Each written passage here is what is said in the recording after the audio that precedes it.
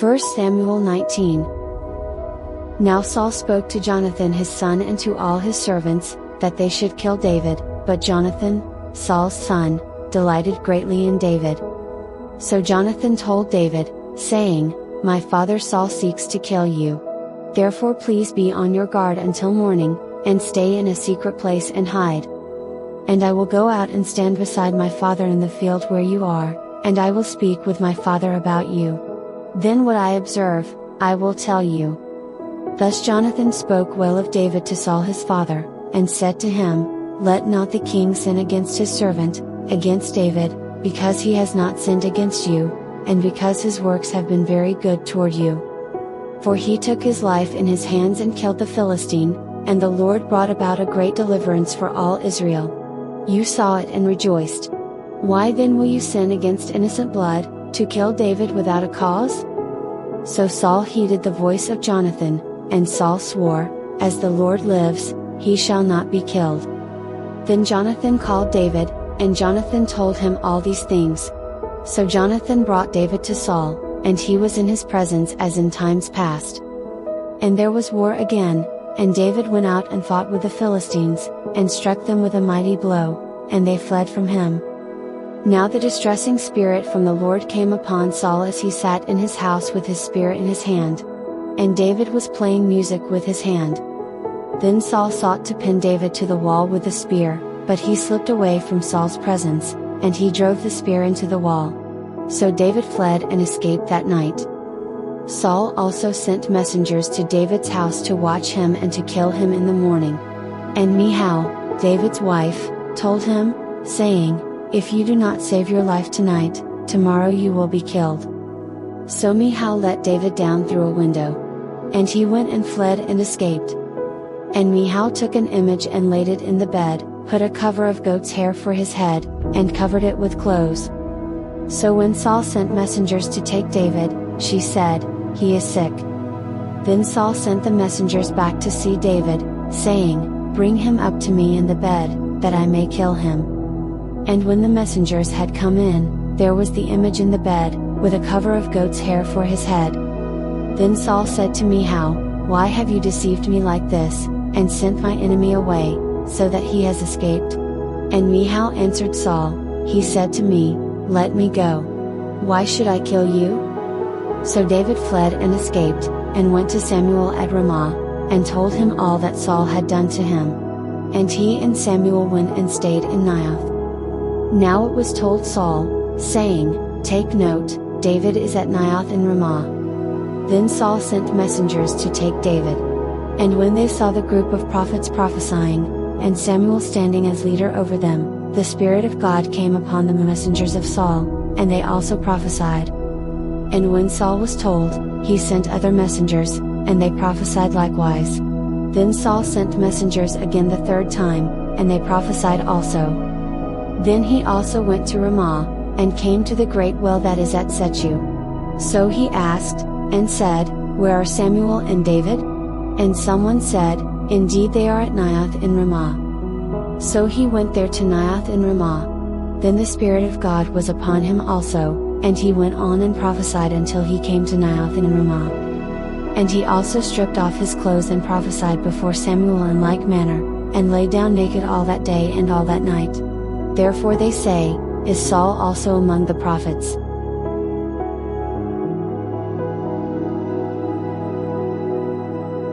First Samuel 20. Then David fled from Naioth in Ramah, and went and said to Jonathan, What have I done? What is my iniquity, and what is my sin before your father, that he seeks my life? So Jonathan said to him, By no means. You shall not die. Indeed, my father will do nothing either great or small without first telling me. And why should my father hide this thing from me? It is not so.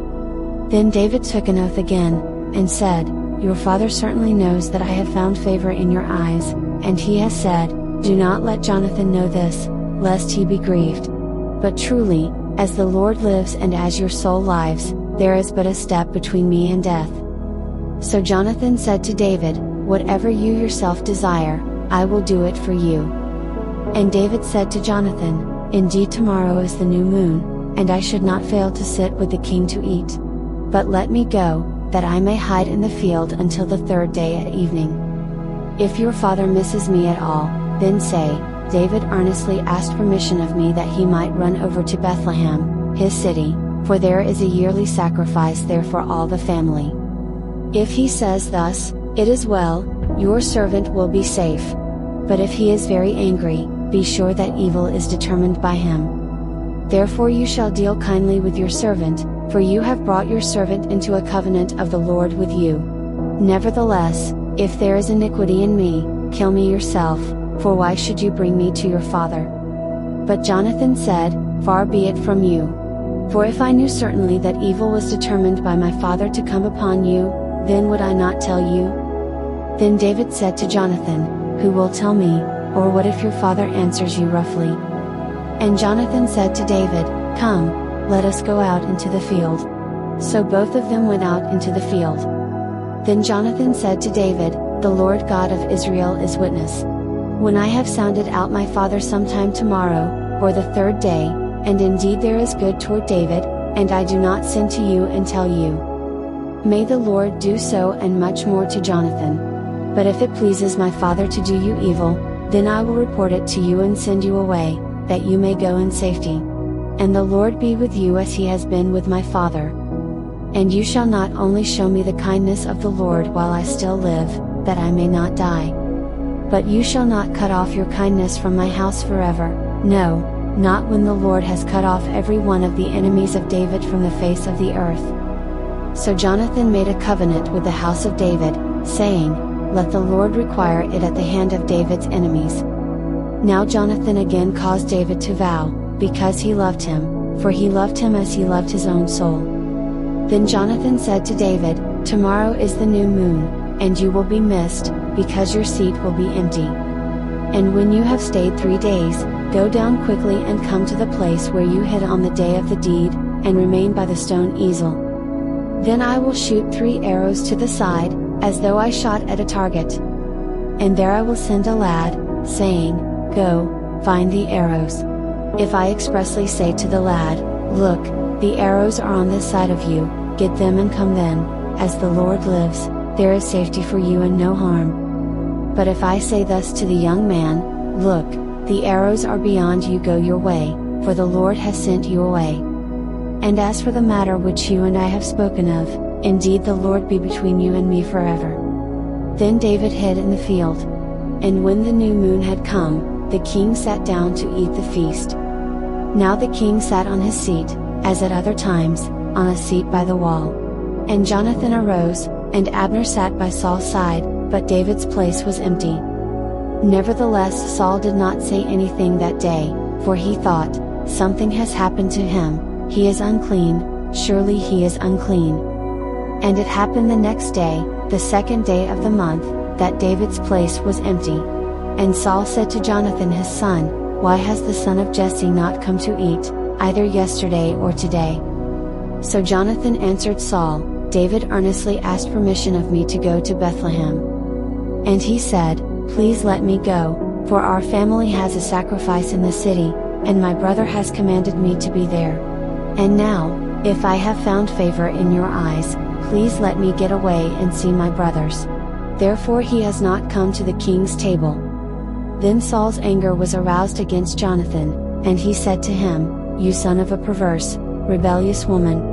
Do I not know that you have chosen the son of Jesse to your own shame and to the shame of your mother's nakedness? For as long as the son of Jesse lives on the earth, you shall not be established, nor your kingdom. Now therefore, send and bring him to me, for he shall surely die. And Jonathan answered Saul his father, and said to him, Why should he be killed? What has he done? Then Saul cast a spear at him to kill him, by which Jonathan knew that it was determined by his father to kill David. So Jonathan arose from the table in fierce anger, and ate no food the second day of the month, for he was grieved for David, because his father had treated him shamefully.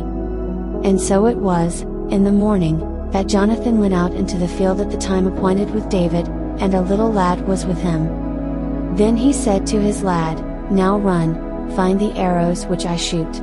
As the lad ran, he shot an arrow beyond him. When the lad had come to the place where the arrow was which Jonathan had shot, Jonathan cried out after the lad and said, "Is not the arrow beyond you?" And Jonathan cried out after the lad, "Make haste, hurry, do not delay."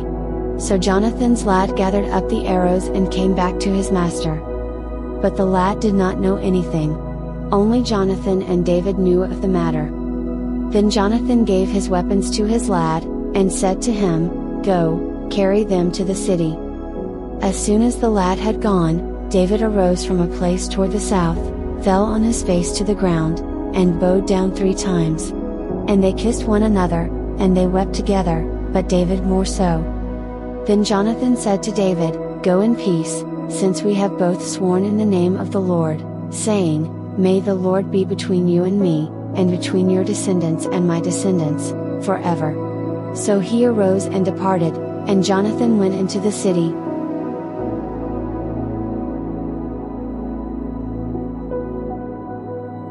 1 Samuel 21. Now David came to Nob, to Ahimelech the priest. And Ahimelech was afraid when he met David, and said to him, "Why are you alone, and no one is with you?" So David said to Ahimelech the priest, "The king has ordered me on some business, and said to me, Do not let anyone know anything about the business on which I send you, or what I have commanded you. And I have directed my young men to such and such a place. Now therefore, what have you on hand? Give me 5 loaves of bread in my hand, or whatever can be found." And the priest answered David and said, "There is no common bread on hand, but there is holy bread, if the young men have at least kept themselves from women."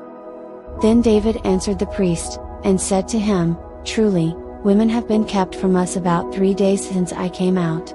And the vessels of the young men are holy, and the bread is in effect common, even though it was consecrated in the vessel this day." So the priest gave him holy bread, for there was no bread there but the showbread which had been taken from before the Lord, in order to put hot bread in its place on the day when it was taken away. Now a certain man of the servants of Saul was there that day, detained before the Lord. And his name was Doeg, an Edomite, the chief of the herdsmen who belonged to Saul. And David said to Ahimelech, "Is there not here on hand a spear or a sword? For I have brought neither my sword nor my weapons with me, because the king's business required haste." So the priest said, "The sword of Goliath the Philistine, whom you killed in the valley of Elah, there it is, wrapped in a cloth behind the ephod. If you will take that, take it. For there is no other except that one here." And David said, "There is none like it, give it to me." Then David arose and fled that day from before Saul, and went to Achish the king of Gath. And the servants of Achish said to him, "Is this not David the king of the land? Did they not sing of him to one another in dances, saying, Saul has slain his thousands, and David his 10,000s? Now David took these words to heart, and was very much afraid of Achish the king of Gath. So he changed his behavior before them, pretended madness in their hands, scratched on the doors of the gate, and let his saliva fall down on his beard. Then Achish said to his servants, "Look, you see the man is insane. Why have you brought him to me? Have I need of madmen, that you have brought this fellow to play the madman in my presence? Shall this fellow come into my house?"